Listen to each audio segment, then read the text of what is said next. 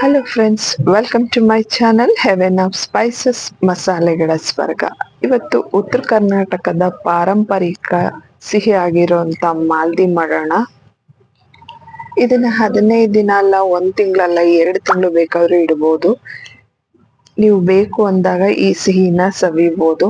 ಮಾಡೋದು ಸ್ವಲ್ಪ ಟೈಮ್ ತಗೊಳುತ್ತೆ, ಬಟ್ ನೀವು ಮಾಡಿಟ್ಕೊಂಡ್ರೆ ಆರಾಮಾಗಿ 1 ತಿಂಗಳು 2 ತಿಂಗಳು ಈ ಸಿಹಿನ ಸವಿಬಹುದು. ಮೊದಲು ಇದನ್ನ ತುಂಬಾ ಜಾಸ್ತಿ ಎಲ್ಲ ಹಬ್ಬಗಳಲ್ಲಿ ಮಾಡೋರು, ಈಗ ಕ್ರಮೇಣ ಕಡಿಮೆ ಆಗಿದೆ. ಬನ್ನಿ ಹಾಗಿದ್ರೆ ಶುರು ಮಾಡೋಣ. ಇಲ್ಲಿ ನಾನು 1.5 kg ಅಷ್ಟು ಗೋಧಿ ಹಿಟ್ಟನ್ನ ತಗೊಂಡಿದ್ದೀನಿ. 3/4 kg ಅಷ್ಟು ಅಕ್ಕಿ, ಅದರ ಅರ್ಧ ಭಾಗದಷ್ಟು ಹಸಿ ಕಡಲೆ ಹಿಟ್ಟು ತಗೊಂಡಿದ್ದೀನಿ. ಅಂದ್ರೆ ನೀವು ಅಕಸ್ಮಾತ್ 1 kg ಅಷ್ಟು ಗೋಧಿ ಹಿಟ್ಟನ್ನ ತಗೊಂಡ್ರೆ ಅರ್ಧ kg ಅಷ್ಟು ಅಕ್ಕಿ ಹಿಟ್ಟು, ಹಾಗೆ 1/4 kg ಅಷ್ಟು ಕಡಲೆಬೇಳೆ ಹಿಟ್ಟು, ಇಷ್ಟನ್ನು ತಗೊಳ್ಬೇಕು. ಇಲ್ಲ ಅಂದ್ರೆ ನೀವು ಮೂರನ್ನು ಒಟ್ಟಿಗೆ, ಅಕ್ಕಿ, ಗೋಧಿ ಹಾಗೆ ಕಡಲೆಬೇಳೆ ಮೂರನ್ನು ಸೇರಿಸಿ ಬೀಸಿಸಿ ಕೂಡ ಯೂಸ್ ಮಾಡ್ಬೋದು. ಇಲ್ಲ ಅಂದ್ರೆ ಈ ರೀತಿ ಹಿಟ್ಟು ಮನೇಲಿ ಇರುತ್ತಲ್ಲ, ಅಕ್ಕಿ ಹಿಟ್ಟು, ಹಸಿ ಕಡಲೆ ಹಿಟ್ಟು ಹಾಗೆ ಗೋಧಿ ಹಿಟ್ಟು ಮೂರನ್ನು ಬೆರೆಸಿ ಕೂಡ ನೀವು ಇದನ್ನ ರೆಡಿ ಮಾಡ್ಕೊಳ್ಬೋದು. ನೋಡಿ, 3 ಹಿಟ್ಟನ್ನ ತಗೊಂಡಾಗಿದೆ. ಇದಕ್ಕೆ 1 ಪಿಂಚ್ನಷ್ಟು ಸಾಲ್ಟ್ ಹಾಕೋಣ. ಹಾಕಿ ಇದನ್ನ ಚಪಾತಿ ಹಿಟ್ಟಿನ ತರ ಕಲಿಸ್ಕೊಳ್ಳೋಣ.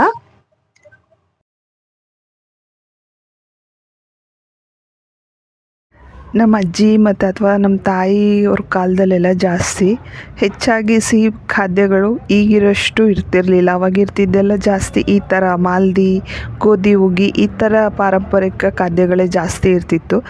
ಅದನ್ನು ಒಂದು ಸಾರಿ ಅವ್ರು ಮಾಡಿಟ್ರೆ ತುಂಬ ದಿನ ಬಳಕೆ ಮಾಡೋಕ್ಕೆ ಬರೋ ಅಂಥದ್ದು ಜಾಸ್ತಿ ಅವ್ರು ಅಂಥದ್ದನ್ನೇ ಮಾಡೋರು.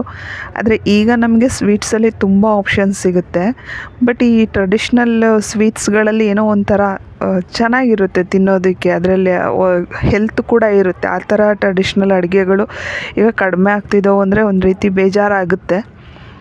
ಖಂಡಿತ ಟ್ರೈ ಮಾಡಿ ನೋಡಿ, ರೆಸಿಪಿ ನಿಮಗೂ ಇಷ್ಟ ಆಗುತ್ತೆ. ಇದನ್ನು ನೆನೆಸಿಡೋ ಅವಶ್ಯಕತೆಯೇ ಇಲ್ಲ. ಸ್ವಲ್ಪ ಇದ್ರ ಮೇಲೆ ಎಣ್ಣೆ ಸವರಿ ಒಂದು ಒದ್ದೆ ಬಟ್ಟೆ ಮುಚ್ಚಿ ಇಟ್ಕೊಳ್ಳೋಣ. ಜೊತೆಗೆ ಚಿಕ್ಕ ಚಿಕ್ಕದಾಗಿ ಉಂಡೆ ಮಾಡ್ಕೊಳ್ಳೋಣ. ಯಾವ ರೀತಿ ಇರಬೇಕು ಉಂಡೆಗಳಂದರೆ, ನೀವು 1 ಚಪಾತಿ ಮಾಡೋ ಹತ್ರ 3 ಚಪಾತಿ ಹಿಟ್ಟನ್ನು ತೊಗೊಳ್ಬೇಕು. ಆ ರೀತಿ ನೀವು ದಪ್ಪ ದಪ್ಪ ಚಪಾತಿಗಳನ್ನ ಮಾಡ್ಕೊಳ್ಬೇಕು. ಚಪಾತಿ ಥರ ತೆಳು ಉತ್ಕೊಳ್ಳೋ ಆಗಿಲ್ಲ, ದಪ್ಪ ದಪ್ಪ ಚಪಾತಿ ಮಾಡ್ಕೊಳ್ಬೇಕು. ಅಂದರೆ 3 ಚಪಾತಿ ಸೇರಿಸಿ ಒಂದೇ ಚಪಾತಿ ಆಗಬೇಕು, ಅಷ್ಟು ದಪ್ಪ ನೀವು ಮಾಡ್ಕೊಳ್ಬೇಕು. ಯಾಕಂದರೆ ತೆಳ್ಳಗೆ ಮಾಡ್ಕೊಳ್ತಾ ಕೂತ್ಕೊಂಡ್ರೆ ತುಂಬ ಟೈಮ್ ತೊಗೊಳುತ್ತೆ, ಭಾಳ ಜಾಸ್ತಿ ಆಗುತ್ತೆ. ಅದರಿಂದ ಈ ರೀತಿ ದಪ್ಪ ದಪ್ಪ ಚಪಾತಿಗಳನ್ನ ಉದ್ದಿ ರೆಡಿ ಮಾಡ್ಕೊಳ್ಬೇಕು. ನೋಡಿ, ತಿಕ್ನೆಸ್ ಗೊತ್ತಾಗ್ತಾ ಇದೆ ನಿಮಗೆ. ಇದೇ ರೀತಿಯಾಗಿ ಉತ್ಕೊಂಡು ರೆಡಿ ಮಾಡ್ಕೊಳ್ಳೋಣ. ಹಾಗೆ ಇಲ್ಲಿ ನಮ್ಮ ಹಂಚು ಕಾದಿದೆ. ಈಗ ಉತ್ಕೊಂಡಿರೋಂಥ ಚಪಾತಿಗಳನ್ನ ಬೇಯಿಸ್ಕೊಳ್ಳೋಣ. ಈ ಚಪಾತಿಗಳು ತುಂಬ ದಪ್ಪ ಇರೋದ್ರಿಂದ ನೀವು ತುಂಬ ಪೇಷನ್ಸಿಂದ ತುಂಬ ಚೆನ್ನಾಗಿ ತಿರುಗಿಸಿ ಸೈಡ್ಸ್ ಎಲ್ಲ ತುಂಬ ಚೆನ್ನಾಗಿ ಪ್ರೆಸ್ ಮಾಡಿ ತುಂಬ ಚೆನ್ನಾಗಿ ಬೇಯಿಸ್ಕೊಳ್ಬೇಕು. ನೀವು ಚೆನ್ನಾಗಿ ಬೇಯಿಸ್ಕೊಂಡಿಲ್ಲ ಅಂದರೆ ನಿಮ್ಮ ಮಾಲ್ದಿ ಕೆಟ್ಟೋಗುತ್ತೆ. ನೋಡಿ, ಈ ರೀತಿ ಒಂದು ಬಟ್ಟೆ ಸಹಾಯದಿಂದ ಸೈಡ್ಸ್ನೆಲ್ಲ ಚೆನ್ನಾಗಿ ಪ್ರೆಸ್ ಮಾಡಿ ತುಂಬ ಚೆನ್ನಾಗಿ ಬೇಯಿಸ್ಕೊಳ್ಬೇಕು. ಸ್ವಲ್ಪ ಟೈಮ್ ತಗೊಳುತ್ತೆ, ಆದರೂ ಪರವಾಗಿಲ್ಲ, ತುಂಬ ಚೆನ್ನಾಗಿ ಬೇಯಿಸ್ಕೊಳ್ಳಿ.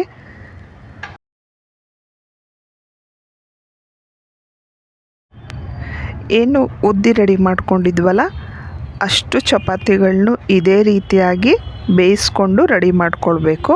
ನೋಡಿ, ಏನು ಉತ್ಕೊಂಡಿದ್ವಲ್ಲ ಅಷ್ಟು ಬೇಯಿಸ್ಕೊಂಡು ರೆಡಿ ಮಾಡ್ಕೊಂಡಾಗಿದೆ. ಹಿಂದಿನ ಕಾಲದಲ್ಲಿ ಇದನ್ನು ಪೌಡ್ರ್ ಮಾಡೋದಕ್ಕೆ ಈ ಅಕ್ಕಿ ಹಿಡಿಯೋಂಥ ಜರಡಿಗಳನ್ನ ಉಪಯೋಗಿಸಿ ಅದ್ರದ್ದು ಹಿಂಭಾಗಕ್ಕೆ ಉಜ್ಜಿ ಇದನ್ನು ಪೌಡ್ರ್ ಮಾಡ್ಕೊಳ್ಳೋರು. ಯಾವ ರೀತಿ ಮಾಡ್ಕೊಳ್ತಿದ್ರು ಅಂತ ತೋರಿಸ್ತೀನಿ ನಿಮಗೆ. ಚಪಾತಿ ಉತ್ಕೊಂಡಾಗಿದ ನಂತರ 2-3 ಚಪಾತಿಗಳನ್ನ ಒಟ್ಟಿಗೆ ಸೇರಿಸ್ಕೊಂಡು ಈ ರೀತಿ ಪ್ರೆಸ್ ಮಾಡಿ ಈ ಕೊಬ್ಬರಿ ಎಲ್ಲ ತುರಿತಾರಲ್ಲ, ಆ ರೀತಿ ತುರಿದು ಪೌಡ್ರ್ ಮಾಡ್ಕೊಳ್ಳೋರು. ನೋಡಿ, ಸ್ವಲ್ಪ ಟೈಮ್ ತೊಗೊಳೋದು, ತುಂಬ ಟೈಮ್ ತೊಗೊಳೋದು. ಆವಾಗ 3 ದಿನ 4 ದಿನ ಹಂಗಾಗೋದು, ಕುತ್ಕೊಂಡೆಲ್ಲ ಕೈಯಿಂದನೇ ಮಾಡಬೇಕಿತ್ತಲ್ಲ. ಹಾಗಾಗಿ ಈಗಿರೋಷ್ಟು ಏನು ಸವಲತ್ತುಗಳು ಅವಾಗ ಇಲ್ಲದೆ ಇರೋ ಕಾರಣ ಇದು ಮಾಡೋದಕ್ಕೆ ತುಂಬ ಟೈಮ್ ತೊಗೊಳೋರು. ಮಾಡುವಾಗ ತುಂಬ ಜನ ಸೇರಿಕೊಂಡು ಮಾಡೋರು. ನೋಡಿ, ಎಷ್ಟು ಚೆನ್ನಾಗಿ ಪೌಡ್ರ್ ಆಗಿದೆ. ಈ ರೀತಿಯಾಗಿ ಮೊದಲು ಮಾಡ್ತಿದ್ದಿದ್ದು. ಈಗ ಇದೆಲ್ಲ ಆಪ್ಷನ್ನು. ಮಿಕ್ಸರ್ ಜಾರಿಗೆ ಈ ರೀತಿ ಕಟ್ ಮಾಡಿ ಹಾಕ್ಕೊಂಡು ಪೌಡ್ರ್ ಮಾಡಿಕೊಂಡ್ರೆ ಆಯಿತು. ಒಂದು ಅರ್ಧ ಗಂಟೆಯಲ್ಲಿ ಅಷ್ಟು ರೆಡಿ ಆಗುತ್ತೆ. ನೋಡಿ ಎಷ್ಟು ಚೆನ್ನಾಗಿ ಪೌಡ್ರ್ ಆಗಿದೆ.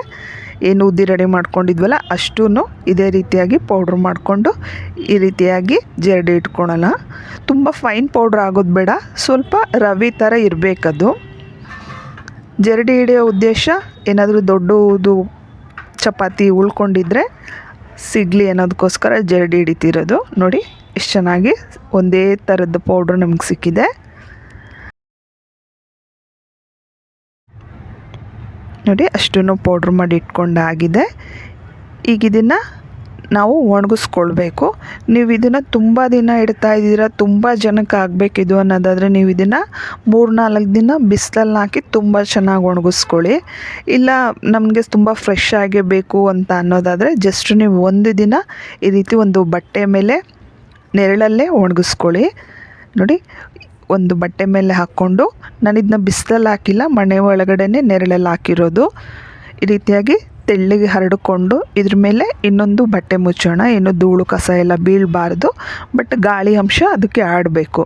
ಹಾಗಾಗಿ ಇದ್ರ ಮೇಲೆ ಇನ್ನೊಂದು ತೆಳ್ಳಗಿರೋಂಥ ಬಟ್ಟೆನ ಮುಚ್ಚೋಣ ಈ ರೀತಿಯಾಗಿ.